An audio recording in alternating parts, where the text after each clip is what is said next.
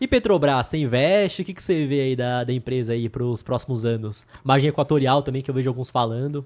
Eu tenho Petrobras na carteira AMD, eu tenho o Bradesco também, pessoal que sempre pergunta, né, porque não fica pública, eu tenho Petro, tenho um Bradesco. O que a gente consegue controlar é o risco. Então, como que controlamos isso? Controlamos risco pelo percentual.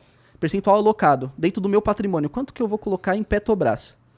Será que eu não tenho um risco muito alto? Será que o risco é pequeno? Então, eu tenho Petro, o meu percentual é 5% aí da alocação, e acredito com a liberação da margem e também, posteriormente, divulgando que tem petróleo, que precisa da informação que tem petróleo e depois quanto que tem de petróleo. E da autorização também de autorização liberar, né? que está segurando também. Acredito que vai ser liberado. Não tem por que não ser. E o governo está em cima, né? É O próprio muito dinheiro, Lula né? quer. O cara quer o dinheirinho ali. Ele já até pediu, né, para adiantar a parte do petróleo lá para ele, para colocar nas contas aí do governo. As partes da Petro, então, acredito que vai ser liberado, vão encontrar, acredito, também petróleo, e o preço pode ficar para saudade. Mas só que, ó, nesse momento, assim, se falar neste momento, petróleo, Brent, em queda. Então só está em alta hoje, na data que estamos aqui conversando, né? Só está em alta hoje por causa dos acontecimentos aí nos outros países. Então, temos uma tendência de queda no petróleo. Então, se a pessoa está esperando o Petrobras a 50, aí talvez não. Talvez não. Talvez dê uma chacoalhadinha para cima, mas a 50 não. Se for esperar uma explosão, eu esperaria de PRIO. PRIO pro próximo ano aí, sim. E aí você vê que já é mais interessante para esse médio prazo aí, próximo ano. A PRIO tá mais interessante porque não distribui dividendos, a Petro distribui, então sai do patrimônio dela. E aí ela tem que corrigir o preço. Exato, que o próprio barril veio corrigindo bastante com esse medo de recessão também, então agora deu uma subida por conta dessa questão geopolítica, do Irã fechar ali o Estreito de Hormuz, mas é complicado mesmo também, mas é cíclico também, né, a pessoa tem que entender isso. Tem. E acho que essa parte da exposição é interessante também falar, então você comentou que não é uma posição tão relevante, mas que você consegue surfar caso tenha esses acontecimentos também, né? Sim, aí não dá aquela decepção, né, de, nossa, a Petrobras bateu R$100. E aí eu não comprei. Aí eu tô 100% fora, né? Porque, de fato, o preço justo dela é esse aí, é entre 100 a R$110. Olhando para as petrolíferas no mundo, preço sobre lucro dela, e estimando que ela negocie igual, ela não negocia por causa do governo, obviamente, e o preço dela seria esse. Então, em um momento que, se caso um dia privatizar, seria esse o preço justo que ela tem aí a chegar, né, de 100, R$110 aí a Petro. Exato, o que atrapalha mesmo é o governo, né? Tanto que a Petrobras já chegou a ser a empresa mais endividada do mundo no governo Dilma, né? Aí o mercado meio que ficou com medo quando o Lula foi entrar aí e foi batendo no papel, né? Só que até o momento ele não prejudicou a Petrobras, nem a Dilma prejudicou, né? Foi algo mais tranquilo aí. Né? Nesse momento. Ainda tem um aninho e pouco aí. Nesse momento. Então, eles estão correndo muito para investir, né? Querem pegar exposição em outros países lá. E o que eles estão fazendo hoje é contratar dívida. Estão contratando dívida.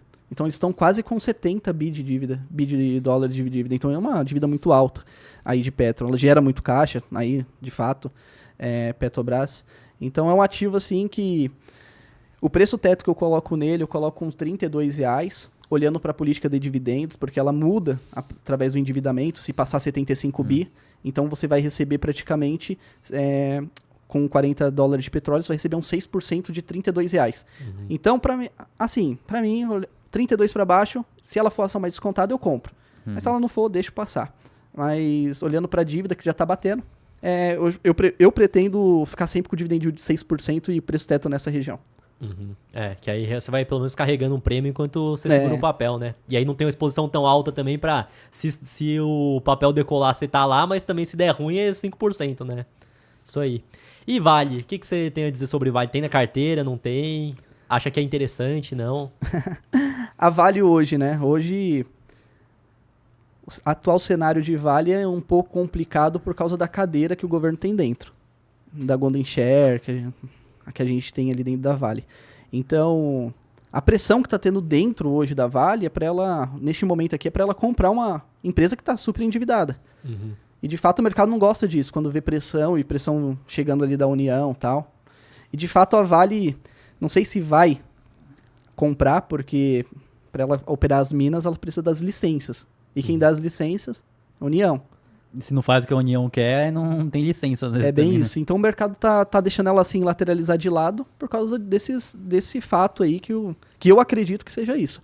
Eu não tenho Vale na carteira de dividendos, eu prefiro a CSN Mineração por causa da política de dividendos. De fato, a CSN Mineração é uma ação mais cara. Então hoje a Vale, olhando para a CSN Mineração, a Vale tá de graça em comparado com a CSN Mineração. A CSN Mineração tá muito cara. Mas mesmo assim ainda eu prefiro colocar a CSN Mineração por causa dos dividendos, porque ela paga 3 vezes por ano e paga quase 100% do payout.